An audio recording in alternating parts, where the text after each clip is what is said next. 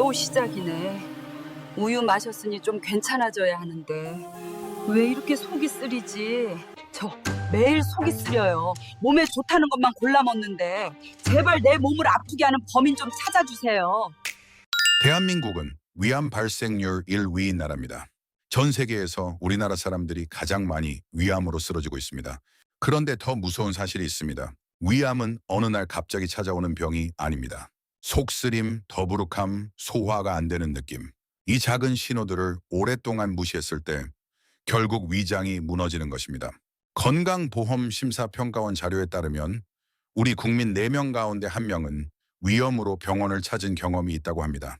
지금 이 순간에도 여러분의 위 점막은 소리 없이 녹아내리고 있습니다. 그런데 문제가 하나 있습니다. 위장을 망가뜨리는 범인이 우리가 전혀 의심하지 않았던 음식이라는 겁니다. 몸에 좋다고 믿어온 음식이 오히려 독이 되고 있었습니다. 오늘 이 영상을 끝까지 보신다면 지독한 속쓰림의 진짜 범인을 잡고 위장을 살리는 비결을 모두 알게 됩니다. 저는 여러분의 건강을 수사하는 건강한 탐정입니다. 지금부터 수사를 시작하겠습니다. 본격적인 수사에 앞서 사건의 실체부터 말씀드리겠습니다. 이 사건의 피해자는 바로 우리 몸의 방패인 위점막입니다. 우리 위장은 음식을 소화하기 위해 강한 염산을 뿜어냅니다. 염산이라고 하면 깜짝 놀라시겠지만 이건 원래 우리 몸이 만드는 물질입니다. 문제는 이 강한 산이 왜 위장 자체를 녹이지 않느냐는 거죠. 그 이유는 바로 위점막이 방패가 되어 위장벽을 보호해주기 때문입니다. 건강한 위장은 위산이 아무리 강해도 끄떡없습니다. 방패가 두꺼우면 염산도 문제가 없습니다. 그런데 지금 여러분도 모르는 사이에 범인들이 이 방패를 야금야금 갉아먹고 있습니다. 방패가 얇아지고 구멍이 뚫리면 위산이 직접 여러분의 속살을 태웁니다. 그 느낌이 바로 지독한 속쓰림입니다. 오늘 우리가 잡아야 할 범인은 셋입니다. 놀랍게도 세 용의자 모두 몸에 좋다고 알려진 음식들입니다. 지금부터 한 명씩 검거하겠습니다. 첫 번째 용의자입니다. 범인은 바로 우리가 오랫동안 마셔온 차가운 우유입니다. 속이 쓰릴 때 차가운 우유 한 잔 마시면 잠깐 시원한 느낌이 드시죠? 그 느낌 때문에 많은 분들이 우유를 속쓰림의 특효약으로 믿어왔습니다. 실제로 우유에 들어있는 칼슘 성분은 일시적으로 위산을 중화하는 데 도움이 될 수 있습니다. 문제는 그 다음입니다. 우유가 위장에 들어오면 우리 몸은 우유 속 단백질을 소화해야 한다고 판단합니다. 단백질을 녹이려면 위산이 많이 필요합니다. 그래서 위장은 평소보다 훨씬 더 많은 위산을 쏟아냅니다. 처음에 잠깐 중화해주던 우유가 결국 더 강한 위산의 폭풍을 불러오는 겁니다. 불을 끌어온 소방관이 오히려 기름을 붓는 꼴입니다. 특히 주의하셔야 할 것은 잠들기 전에 마시는 우유입니다. 낮에는 그나마 소화 활동이 활발하지만 밤에 누우면 위산이 역류하기 쉽습니다. 자기 전에 마신 우유가 밤새 위점막을 두드리는 독이 될 수 있습니다. 속쓰림이 심하신 분이라면 당분간 우유는 삼가시는 것이 좋습니다. 두 번째 용의자입니다. 건강즙의 대명사로 불리는 생양배추즙입니다. 양배추의 위점막 보호에 도움이 되는 성분이 들어있다는 건 사실입니다. 비타민 U라는 성분인데 위점막의 회복을 돕는 역할을 한다고 알려져 있습니다. 그래서 많은 분들이 속이 불편하면 양배추즙을 찾으십니다. 그런데 여기서 반전이 있습니다. 이 양배추즙이 모든 사람에게 이로운 건 아닙니다. 이미 위점막이 얇아진 분들에게는 오히려 위험할 수 있습니다. 생양배추에는 거친 섬유질이 많습니다. 이 섬유질이 약해진 점막을 직접 자극합니다. 염증 부위를 그대로 건드리는 겁니다. 상처난 피부를 거친 수세미로 문지르는 것과 같습니다. 더구나 시중에서 판매하는 즙에는 당분이 첨가된 경우가 많습니다.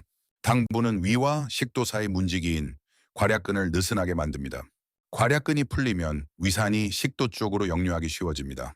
건강하려고 마신 양배추즙이 역류성 식도염까지 불러올 수 있는 겁니다. 이미 위염 진단을 받으신 분이라면 생즙 대신 다른 방법을 선택하셔야 합니다. 그 방법은 조금 뒤에 제가 직접 알려드리겠습니다. 잠깐 구독과 좋아요를 한 번만 눌러주세요. 여러분의 응원이 있어야 저 탐정이 더 힘을 내서 범인을 계속 쫓을 수 있습니다. 구독 버튼 지금 바로 아래에 있습니다. 세 번째 용의자입니다.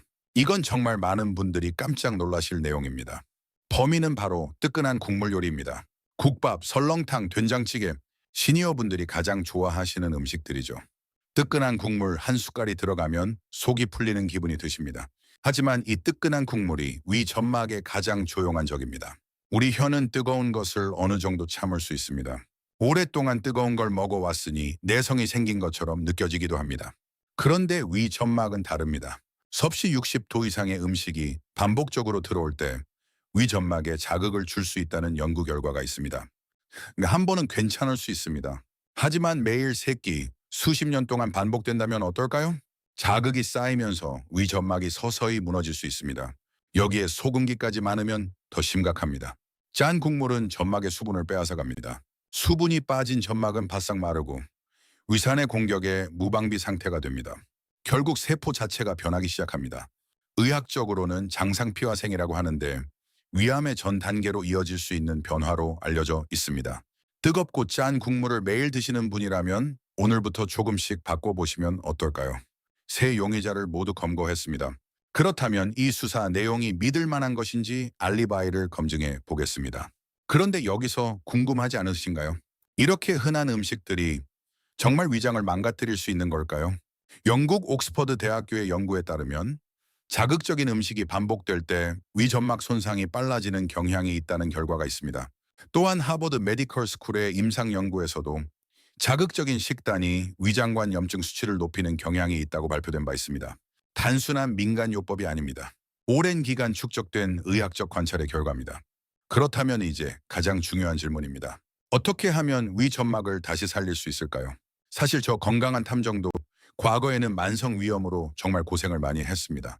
속이 항상 불편하고 아침마다 쓰리고 밥 먹기가 두려웠던 시절이 있었습니다. 그때 제가 직접 해보고 실제로 효과를 경험한 실천법 4가지를 공개합니다. 첫째, 속이 쓰릴 때는 몸의 온도와 비슷한 미지근한 물을 드세요. 찬물은 위장을 수축시키고 뜨거운 물은 점막을 자극합니다. 그 미지근한 물이 딱 좋습니다. 물은 위산을 부드럽게 희석하고 점막 표면을 씻어내줍니다. 한 모금씩 천천히 드시는 게 포인트입니다. 둘째, 양배추를 드실 때는 반드시 살짝 데쳐서 꼭꼭 씹어 드세요. 데친 양배추는 거친 섬유질이 부드러워집니다. 생즙처럼 위점막을 자극하는 것이 아니라 위벽을 포근하게 감싸줍니다. 셋째, 식사 후에는 바로 눕지 마시고 15분만 가볍게 걸어주세요. 밥 먹고 바로 누우면 위산이 역류하기 쉽습니다. 중력을 이용해서 음식이 위장을 지나 아래로 내려갈 시간을 주는 것입니다. 빠르게 걸을 필요 없습니다. 집안을 가볍게 걷는 것만으로도 충분합니다. 넷째, 자극적인 양념 대신 들기름 한 방울을 곁들여 보세요. 들기름에 들어있는 성분이 위벽 보호에 긍정적인 경향이 있다고 알려져 있습니다. 밥 위에 들기름 몇 방울과 소금 한 꼬집, 생각보다 맛도 좋습니다. 오늘 수사한 모든 내용은 여러분의 건강을 위한 참고 자료입니다. 위장 질환은 개인마다 차이가 크기 때문에 증상이 지속된다면 반드시 전문의와 상담하시길 권장합니다. 한 가지만은 말씀드릴 수 있습니다. 나쁜 습관 하나만 버려도 우리 위장은 스스로 회복을 시작할 수 있습니다. 위점막은 재생 능력이 있는 조직으로 알려져 있습니다. 오늘부터 조금씩 바꿔보시면 어떨까요? 오늘 내용이 도움되셨다면 이 영상을 주변에 공유해 주세요. 위염으로 고생하시는 가족분이나 친구분께 꼭 전해드리시면 좋겠습니다. 다음 시간에는 불면증의 밤, 잠을 훔쳐간 범인은 스마트폰이었다 편을 준비하겠습니다. 밤마다 눈이 초롱초롱해지는 진짜 이유를 탐정이 확실히 밝혀내겠습니다. 지금까지 여러분의 건강을 수사하는 건강한 탐정이었습니다. 오늘도 속 편안하고 기분 좋은 하루 보내세요.